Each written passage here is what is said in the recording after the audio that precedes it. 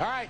NBC News has given Ohio to Senator John McCain. No big surprise. However, the Democratic side is too close to call, so we will not call it yet. Now let's move on. Stock market politics. Big question. Is the 25-year prosperity boom launched by Ronald Reagan in jeopardy? Here to discuss, Art Laffer, Laffer Investments, Jared Bernstein, Economic Policy Institute, and CNBC contributor Jerry Bowyer of National Review and Benchmark Financial. Gentlemen, welcome. Jerry Bowyer, what is the best possible outcome for the stock market tonight? The best possible outcome? Yeah. Oh, boy. John McCain says Jack Kemp is going to be my Treasury Secretary. That ain't going to happen. I mean in terms of the Hillbama race. We know McCain's going to win. Give me a Hillbama. Look, should Hillbama finish enough so Hillary keeps going on, and then they scratch each other's eyes out for the next 6 months? Is that something that would help stocks or hurt them? 50-50. You hanging chads, recounts, uncertainty on the Democratic side and certainty on the Republican side. That's the best thing for the stock market. Jared Bernstein, did you hear the prior panel discussion with Mr. Welch, Shrum, and Armin? I did. I listened with great interest. Jack Welch, not too happy with your party, Jared. Do you have a response to Mr. Welch? Because he's pretty gloom and doom on Hillbama, but he's a little more gloom and doom on Bama, but he's pretty gloom and doom on Hillbama. You know, he is and he isn't. I mean, maybe I was listening with a jaundiced ear, but I heard him talk about a couple of things that actually kind of resonated. He talked about an enormous surge in voting. He talked about an almost FDR quality. Now, for him and maybe for you and other members of the panel, that's a major diss. But for Hillary Clinton and Barack Obama in Ohio and even in Texas, boy, would they love to be compared to FDR. In other words, again, and I'll say it a million times, when you're talking about the economy, you have to ask whose economy is it? And when the majority of voters are telling you that they are stirred up about the economy, about trade, about NAFTA, and we can talk all about the economic merits of that. Politically, these Democratic candidates are speaking to that. We did FDR versus McCain last night, Reich and Moore. I don't know. I think McCain won, but whatever. Art Laffer, let's go to this 25-year boom launched by Ronald Reagan, and let's talk about the disagreements between the two political parties. It's very, very clear this year, maybe clearer this year than in past years, the role of government, the role of taxes, the role of income inequality, and the role of trade, Art. Is the 25-year boom about to come to an end? It's at jeopardy, Larry. It really is. This is probably the most significant election in my lifetime, and I love the Reagan Revolution, but this one could undo it all. It could really be the disaster. I thought Jack Welch was not only amazing tonight, he was right on target.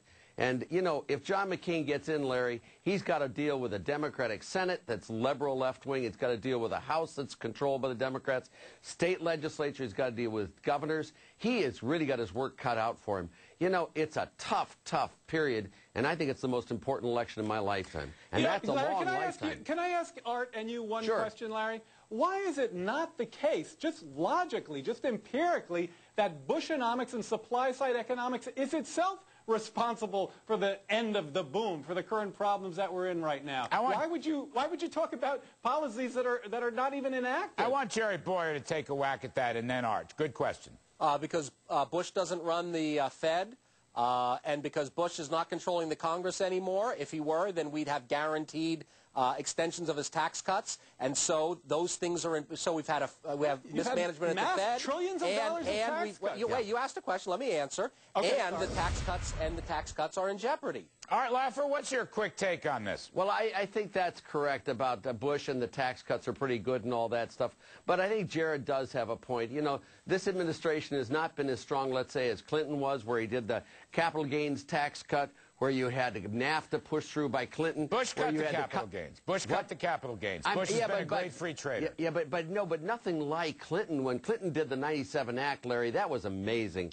When he did the NAFTA, that was fantastic. He cut government spending as a share of GDP by 3.5%. I mean, no one else. Bush, I'm a big supporter of Bush, so don't get me wrong. So how come you're not supporting Hillary? I mean, she, after all, is married to President Clinton, whom you seem to adore. Because I don't think they're the same. I mean, I think they're exact opposites, to be very honest with you. I did John McCain's first fundraiser when he ran for the House, and this man is a spectacular human.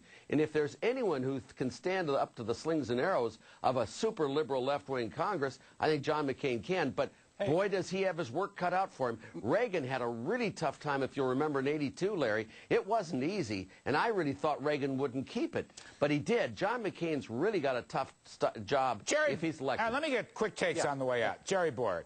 John Chambers, the CEO of Cisco, gave a fairly rosy outlook today. He said, maybe a few bumps in the road, but the long-run outlook for his company, which is a worldwide routers and computer-related company, is fantastic. Yeah. In the long run, Jerry, should we get as pessimistic as some I've heard tonight? No, Chambers is pretty optimistic, and Jack Welch was pretty optimistic earlier in your program. He said no recession. And by the way, just say something real quick. McCain is closer to Clinton than either of the Democrats are on trade. McCain is the candidate who could most run on the Clinton legacy of the 1990s. Now, Jared Bernstein, that's a challenge for you. You see, Obama is like FDR, but McCain is like Bill Clinton. Look, I think that Hillary Clinton and Obama are much bigger free traders than we heard last week. I